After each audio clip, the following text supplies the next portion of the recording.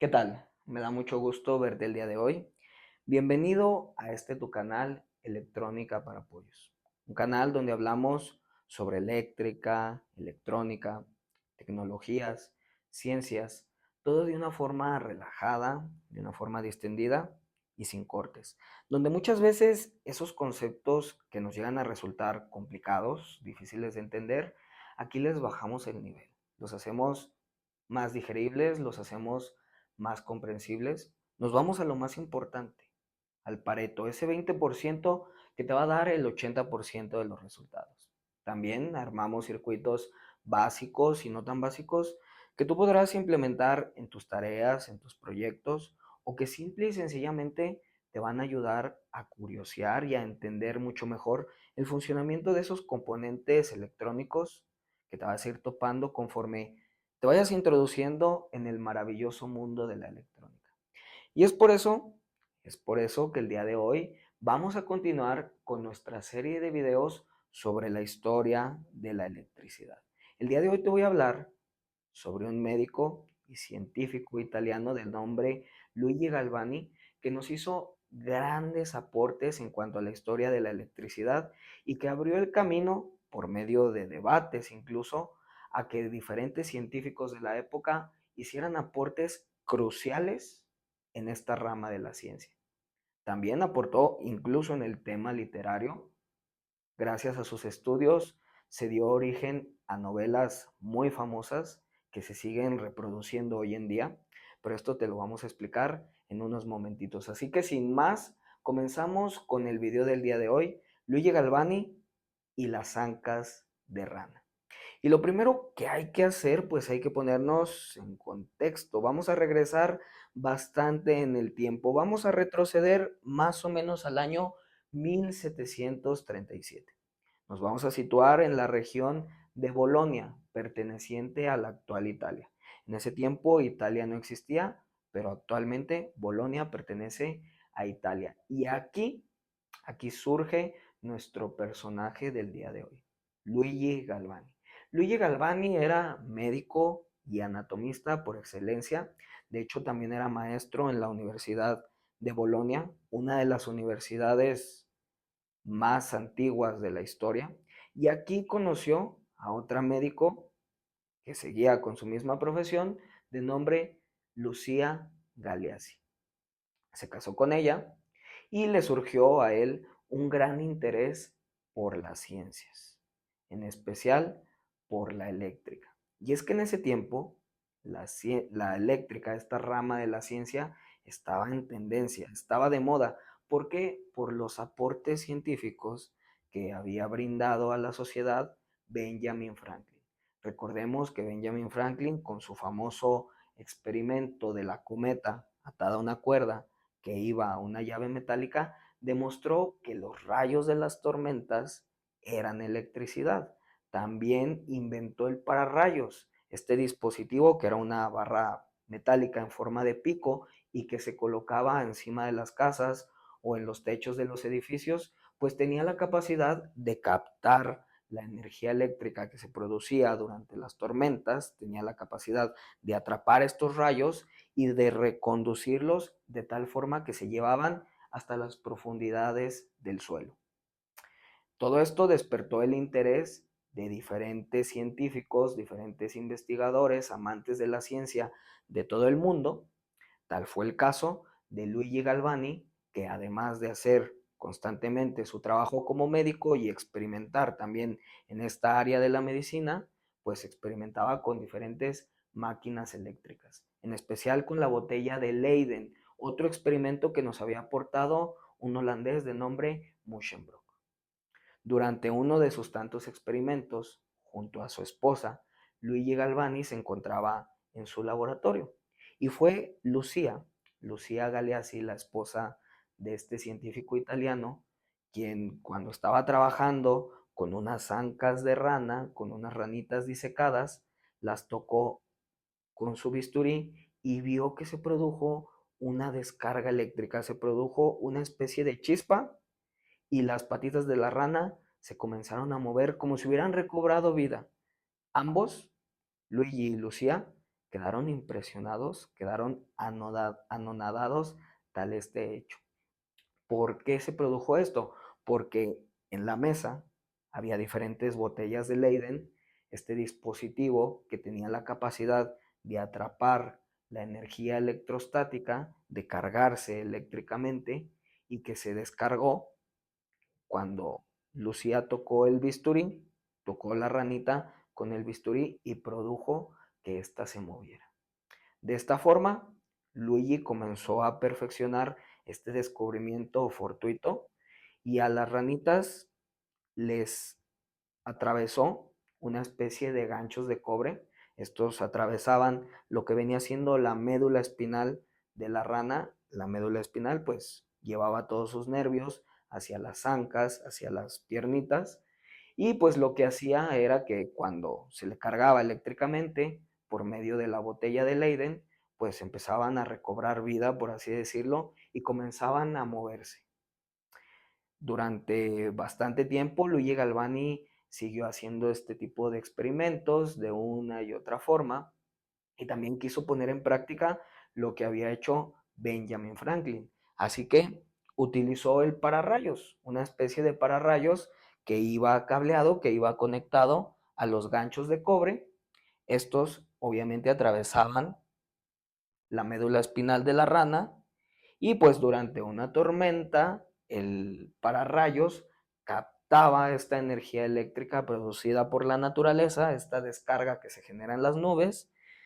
La energía comenzaba a seguir su camino, llegaba a los ganchos de cobre, alimentaba eléctricamente la médula espinal de la rana y los nervios conducían esta electricidad para generar estos espasmos y generar este movimiento en las piernas de la rana. Esto fue revolucionario para la época.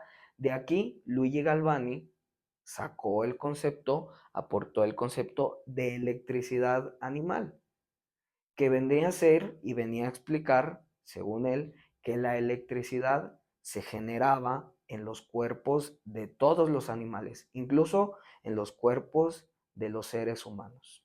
También esto daría origen a una rama de la ciencia conocida como bioelectricidad. De esta forma, Luigi Galvani hizo sus primeros aportes y comenzó a impresionar a las personas pues de la época. Tal fue la impresión que causó en la gente a su alrededor que su sobrino, Giovanni Aldini, continuó con sus estudios, continuó con estos experimentos y con estas investigaciones, llevándolos a diferentes animales, obviamente ya sacrificados, ya muertos, pero siguió experimentando con los cuerpos de otros animales para demostrar que la teoría de su tío, de Luigi, era cierta. Incluso comenzó a experimentar de forma más macabra con cuerpos de seres humanos. En ese tiempo, en Europa, cuando a un ladrón o a un asesino, a algún malhechor, se le sacrificaba, se le quitaba la vida, se le ejecutaba, pues era por medio de la decapitación. Entonces, Giovanni Aldini pedía estos cuerpos para hacer sus experimentos y demostrar que los cuerpos humanos pues también podían, por así decirlo, recobrar vida gracias a los impulsos eléctricos y que se generaba este movimiento. Aún así, surgió alguien que le comentó que sí también sería capaz de reproducir estos movimientos en un cuerpo humano que tuviera su cabeza, que se pudiera mover la boca, que pudiera mover los párpados, que pudiera incluso abrir los ojos. Entonces, lo que hizo Giovanni Aldini, que se encargaba de expandir los estudios de su tío por todos los países europeos, fue encaminarse y fue viajar a un país donde las ejecuciones eran totalmente diferentes. Viajó a Inglaterra. Y es que ahí a los malhechores, a los ladrones, se les ejecutaba de otra forma. Se les colgaba, se les ahorcaba. De esta forma se les quitaba la vida. Y fue cuando se ejecutó a George Forster por el delito de haber asesinado a su esposa y a sus hijos, que su cuerpo se le cedió a Giovanni Aldini para que experimentara y le demostrara a todos los científicos ingleses presentes cómo este cuerpo iba a retomar vida gracias a los impulsos eléctricos. Entonces, Giovanni Aldini instaló todo lo necesario para alimentar el cuerpo de energía eléctrica y ante una gran multitud de personas hizo un experimento que sería revolucionario. Conectó el cuerpo de Forster a la electricidad, se comenzaron a generar estos espasmos, la mandíbula del cadáver comenzó a tensarse y comenzó a moverse e incluso los párpados se abrieron. De esta forma quedó comprobado que también los músculos de la cara, que en ese tiempo no se le atribuía el movimiento a los músculos, sino que se pensaba que era una electricidad que el mismo cuerpo producía gracias a los metales a los que se le conectaban, lograron moverse. Entonces, esta resurrección eléctrica, por así decirlo, generó la inspiración de una jovencita que estaba presente entre todos los londinenses, una escritora de nombre Mary Shelley. Y ella en 1818 escribió una novela que se sigue reproduciendo hoy en día. Escribió Frankenstein, conocido también como el Prometeo moderno. Y es que en esta novela, Víctor Frankenstein era un científico que incluso aquí se menciona que era galvanista y que gracias a la inspiración que le produjo Luigi Galvani, creó una especie de ser por medio de diferentes partes de cuerpos humanos que se alimentó con energía eléctrica, con los rayos de la naturaleza y logró que este personaje pues recobrara vida. De hecho, también se le conoce como el Prometeo moderno porque, como bien recordarás, en la mitología griega, este titán que robó el fuego de los dioses se lo proporcionó a los seres humanos, dándoles así una nueva tecnología, en este caso mitológica. Entonces, Víctor Frankenstein fue el Prometeo moderno por utilizar la electricidad proveniente de las nubes y de las tormentas para revivir los cuerpos y para generar la resurrección de los seres humanos. De esta forma, tenemos que los aportes de Luigi Galvani con las ancas de rana incluso habían generado un gran impacto en la literatura, que se sigue reproduciendo hasta los días de hoy. Pero enfocándonos de nuevo, centrándonos de nuevo en la historia de la electricidad, esto también tuvo un gran impacto porque surgió un científico, también italiano, de nombre Alessandro Volta.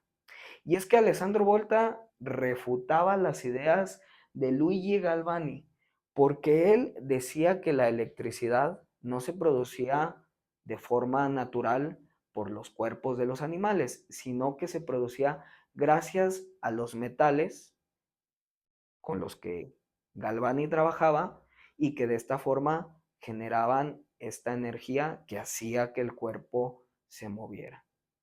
Muchos estaban del lado de Alessandro Volta y muchos estaban del lado del galvanismo, de Luigi Galvani. Entonces el debate comenzó a tomar gran fuerza. Y Alessandro Volta, para refutar estas ideas y para demostrar que su teoría estaba en lo cierto, pues logró, por medio de una serie de investigaciones y una serie de experimentos, logró crear la primer batería eléctrica. No para alimentar dispositivos como se utiliza hoy en día, sino simple y sencillamente para demostrar que Luigi Galvani estaba equivocado. Pero esta historia sobre la batería, para no dejarlo de forma tan superficial, lo vamos a ver en otro video. Aún así, a pesar de que el concepto con el que se manejaba Luigi Galvani estaba algo erróneo y de que Alessandro Volta demostró que la electricidad se generaba por medio de materiales y unas reacciones electroquímicas, ambos tenían razón. De hecho, Luigi Galvani demostró la existencia de impulsos eléctricos en el cuerpo humano o en el cuerpo de los seres vivos. Hoy en día sabemos que las neuronas, para generar sus interconexiones, trabajan por medio de impulsos eléctricos. El corazón necesita impulsos eléctricos para comenzar a moverse y comenzar a bombear la sangre, pues que reparte a todo el cuerpo humano. E incluso los músculos, para poder tensarse, necesitan esas señales eléctricas que les proporciona el sistema nervioso. Pero también Alessandro Volta estaba en lo cierto, pues él generó la electricidad de forma artificial por medio de los metales y de ciertas reacciones electroquímicas. Aquí lo importante es que el debate abrió el camino para que Alessandro Volta generara la batería y que ésta fuera el parteaguas para que los diferentes científicos de la época y los que continuaron con toda esta serie de aportes a la historia de la electricidad, pues siguieran mejorando esta rama de la ciencia. Entonces, de esta forma, tenemos que Luigi Galvani, pues, aportó bastante a la historia de la electricidad, incluso en diferentes ámbitos de la historia de la humanidad. Lastimosamente, su final no fue de lo más agradable, y es que durante el tiempo en el que surgió este médico, anatomista, físico y científico, se atravesó la ocupación napoleónica en Bolonia. Y cuando las tropas francesas lograron intervenir y lograron situarse en esta ciudad, Luigi Galvani se rehusó a jurar lealtad a la República Cisalpina, por lo que se le fue retirado de su cargo como maestro en la Universidad de Bolonia, y murió pobre, murió olvidado durante mucho tiempo, hasta que después vinieran otras personas a retomar sus estudios y darle los créditos que él se merecía. De esta forma tenemos el final de Luigi Galvani, aunque aportó bastante a esta bonita rama de la ciencia conocida como la electricidad. Hasta aquí vamos a dejar el video del día de hoy. Muchas gracias por llegar hasta el final. Espero que te haya gustado y nos vemos la próxima. Hasta luego.